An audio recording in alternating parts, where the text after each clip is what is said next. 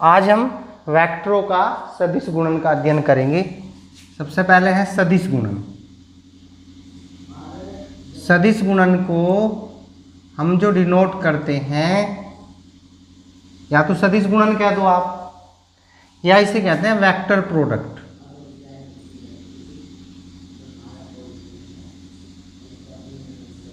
Vector product, या इसे denote करते हैं क्रॉस प्रोडक्ट से। क्रॉस प्रोडक्ट, इसे डिनोट करते हैं A vector cross B vector. और भाई सदिश गुणा का मतलब होता है कि दो वेक्टरों की प्रोडक्ट अगर एक सदिश राशि आती है तो उसे हम कहते हैं सदिश गुणन। ठीक है, तो ये हमारी क्रॉस प्रोडक्ट है। कैसे क्रॉस प्रोडक्ट करेंगे उसके लिए एक एग्जांपल लेते हैं।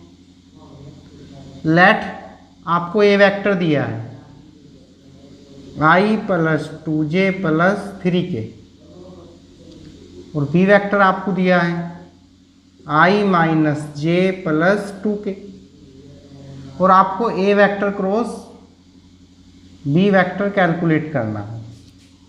तो इसके लिए सबसे पहले हम डिटर्मिनेंट बनाएंगे i j k, i j k, i j k। i का गुणांक 1 है, j का गुणांक 2 है, k का गुणांक 3 है। फिर b वेक्टर है, तो b वेक्टर में i का गुणांक 1 है, j का गुणांक -1 है, k का गुणांक 2 है। अब इसे सोल्व करेंगे। तो कैसे सोल्व करेंगे भाई? i इस पे हाथ रखना है, i वाले को छुपा लेना है। 2 की गुना 2 में करोगे 2 दूनी 4, फिर माइनस 3 की 1 में करोगे तो -3, और माइनस माइनस प्लस -j। देखो पहले को प्लस लेना है, फिर माइनस लेना है, फिर प्लस लेना है। फिर इस पे हाथ रखेंगे। कौन पहले आया है? 1 की गुना 2 में करोगे तो 2 आएगा, माइनस 3 की मल्टीप्लाई 1 में करोगे तो 3 आएगा, फिर आएगा हमारा k। i की 1 की गुना 1 में करोगे तो -1, माइनस 2 1 जा 2। तो A vector cross B vector की जो वैल्यू आपकी आएगी वो आएगी 4 3 7 आई। और देखो 2 में से 3 जाएगा, -1 बचेगा, और माइनस माइनस और -3k। तो इस प्रकार हम दो सदिशों की गुणा कर सकते हैं, और दो वेक्टरों की प्रोडक्ट जो होगी वो हमेशा एक वेक्टर क्वांटिटी होगी। देखो यहाँ पे i j k आया है। अगर वो आपसे पूछते हैं कि ए वेक्टर क्रॉस बी वेक्टर का मोड कैसे निकलेगा, तो मोड निकालने का मापांक मैग्नीट्यूड i के कोफिशिएंट का स्क्वायर, j के कोफिशिएंट का स्क्वायर, k के कोफिशिएंट का स्क्वायर। तो आंसर आएगा 7 की 7 7 7 जा 49 प्लस 1 प्लस 9, और आंसर बनेगा आपका 50 और 9 59। तो ये हमने सीखा दो वेक्टरों की अगर क्रॉस प्रोडक्ट करनी है तो कैसे करना है। वेक्टर की कुछ प्रॉपर्टी अपनी होती है भाई। सबसे पहली प्रॉपर्टी जो होती है, अगर A vector cross B vector है तो आप इसे नहीं लिख सकते B vector cross A vector. अगर आप लिखना ही चाहते हो, अगर कहीं A vector cross B vector है तो आप लिखोगे minus B vector cross A vector. ठीक है। नेक्स्ट प्रॉपर्टी है, कहीं आई क्रॉस आई हो, जे क्रॉस जे हो, के क्रॉस के हो, तो इसकी वैल्यू जो होगी वो 0 होगी।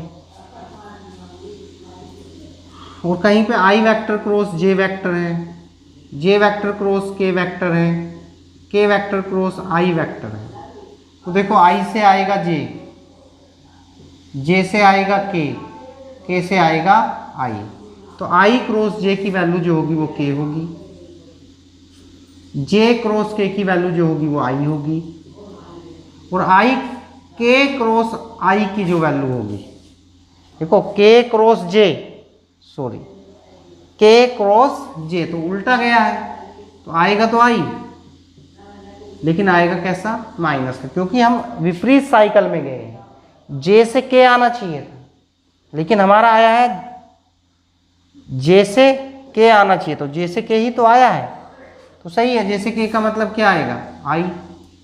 अब के से आई आया है, तो इसका आंसर क्या होगा, जे। लेकिन अगर के क्रॉस जे होता, तो के क्रॉस जे में देखो आना चाहिए था जे से के, यहाँ पे क्या आया, के से जे, रिवर्स गए हैं, तो वैल्यू आएगी माइनस का आई। तो इस तरीके से आपको इनकी प्रोडक्ट करनी है।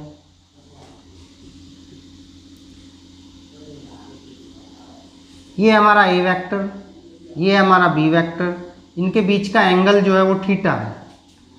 अब आपको निकालना है A vector cross B vector. तो A vector cross B vector होता है ए वेक्टर का मोड बी वेक्टर का mod sine theta into N cap, जहाँ एन कैप ए वेक्टर तथा बी वेक्टर का लंब इकाई सदिश है, परपेंडिकुलर यूनिट वेक्टर, लंब इकाई सदिश। जो हमारा एन कैप है वही वो ए वेक्टर और बी वेक्टर का लंब इकाई सदिश। अब एन कैप है, तो एन कैप की वैल्यू कैलकुलेट कैसे होगी। जो आपका एन कैप होता है वो होता है A vector cross B vector upon A vector cross B vector का मोड। इसलिए A vector cross B vector equal A vector का मोड बी वेक्टर का mod sine theta n cap. N cap का मान हम जानते हैं A vector cross B vector upon A vector cross B vector का मोड। अब आप देख रहे हो A vector cross B vector से A vector cross B vector cancel हो जाएगा। ए वेक्टर क्रॉस बी वेक्टर के मोड की गुना इधर लगेगी, यानी ए वेक्टर का मोड बी वेक्टर का मोड साइन थीटा इक्वल होगा ए वेक्टर क्रॉस बी वेक्टर का मोड।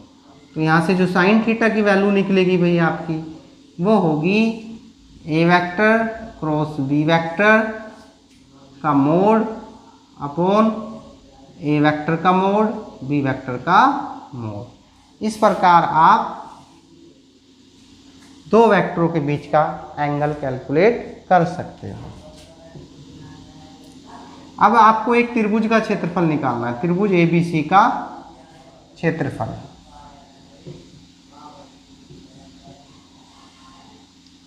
जिसकी आसन भुजाएं